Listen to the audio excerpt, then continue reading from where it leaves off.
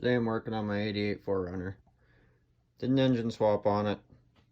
When I put the engine in, did an EGR delete. Did lots of reading online. From what I figured out, you can take everything off. But the issue that I come up with is when I got it running again, there were some issues that no matter how much research I did, I could not find clear answers as to why things were happening. So this is why I'm making this video. Just to run you guys through complete delete, the issues that you will have and how to fix them. Make your life easier if this is the route you want to go. Now the EGR, the only time it actually functions is at certain levels of idle to recirculate the exhaust through the air intake. Now if you have an old truck, this engine's got, even the engine that I put in it, has got 380,000. You are going to have some blow by through the rings. It's inevitable. It's going to happen. I just didn't want the oil going through the intake that blows by. So, chose to take everything off. Now, these are a lot scarier than they look. Bring you over to this engine. And when you go to do it, it's a lot easier just to pull all the vacuum lines. I know it sounds scary, but I'll walk you through what you need to put it all back together and make it work. It's not going to be as pretty as lots of people say. There are some things you need for it to run, or it'll run like crap. We'll start at the exhaust side. Tube that goes to the exhaust manifold. There's a tube that runs under this cover, has 2 ports. Now you can go online and you can buy the plates. What I did is, because I'm cheap, I unbolted that and then I cut the tube off it and I welded it and then bolted it back on. It seems to work. Nobody sees this stuff with the engine or with the hood closed, so I don't care, as long as it works. Then you can pull that hose off. That hose runs over underneath the intake. You can pull all that stuff off, all of it. This valve work, that canister, it all can come off. Same with the EGR. Now, lots of guys get scared of the electrical connectors. Until mid-90s, you do not have to worry about it. These 22REs will not throw engine codes with everything disconnected. I've got everything unplugged, everything taped up under the engine bay for now. Still works, no lights on. I took the EGR off, cut it with a zip disc, welded it up, put it back on. All works good. Did the same with that fitting that goes on the back of the intake. Works really well. Cleaned up the engine bay. It's not pretty, but like I said, I don't care. People can't see it with the hood down. I'll bring you over to this one. Now, everything you've unbolted and taken off. See, it's a little cleaner, except for my wiring, which is not finished yet. Now, all the bolts that you take out, all the bolts have to go back in. There's a few ports on these that are through holes to the air intake. You will get a vacuum leak. It will not run right. Now, the other ones you have to be concerned with is this hose. It's got to be capped off. Same with the other side on the air box.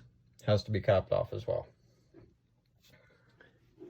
Now, for whatever reason, when you go to put this back together, much as guys want to say that you can clean up the engine bay and not run the lines off the valve cover, I had issues with it. Didn't want to run right.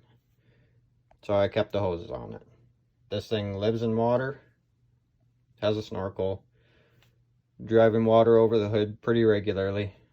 So I didn't want anything exposed that shouldn't be. Now, valve cover hose needs to run from the valve cover to the front side of your throttle body.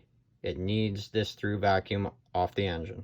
I don't know why, it's just how it's set up. Your second hose that comes off the valve cover will need to go to the back of the air intake. Works well there, haven't seen any issues.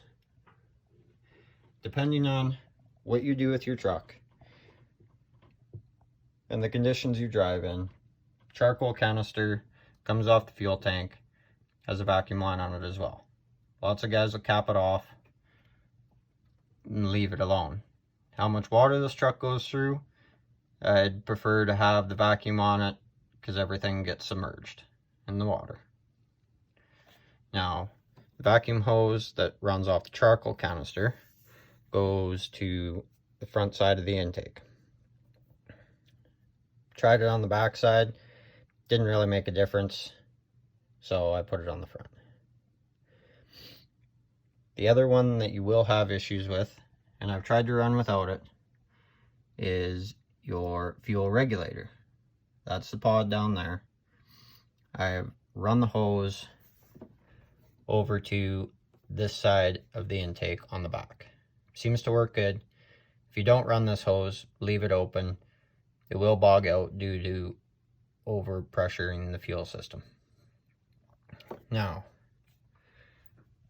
the one issue that I cannot figure out, there wasn't a lot of information out there about it, was there needs to be a link hose that runs from the front of the throttle body to the back of the intake. It needs to be there. Without that, it'll run like crap when it's cold. Put your foot on the gas, cleans right up, no issues. But I had huge issues with cold starting. Now I put that hose on, and for some reason it likes it. It'll run well. When I first got it fired up, I did have to play with the throttle screw a little bit. Had to turn it out probably 3/4 of a turn, brought the idle up a little bit, made everything happy. No issues there. Now, I'm not sure if it'll make a difference on yours. This is a high mild engine, 380,000. There are 2 vacuum lines that come off your power steering pump. You can see I've just capped them off so no debris gets in. And they ran over to the air intake. And I took it off, didn't notice any difference whatsoever. Stopped rolling at an idle, at RPM, nothing. So I just left them off. Works good, no issues. The connectors I talked about before, taped them all up against the firewall. I don't have any engine lights on whatsoever. Seems to run a little better. Until mid-90s on these 22 REs, you did not need the diode that goes in line. If you are over mid-90s, you will need the diode. I do not know what connector it goes to, but it will throw an engine light on if you do not have it. I think that about covers it all. If I missed something, you got questions, let me know. If it's stupid and it works, then it's not so stupid. Have a good day, guys.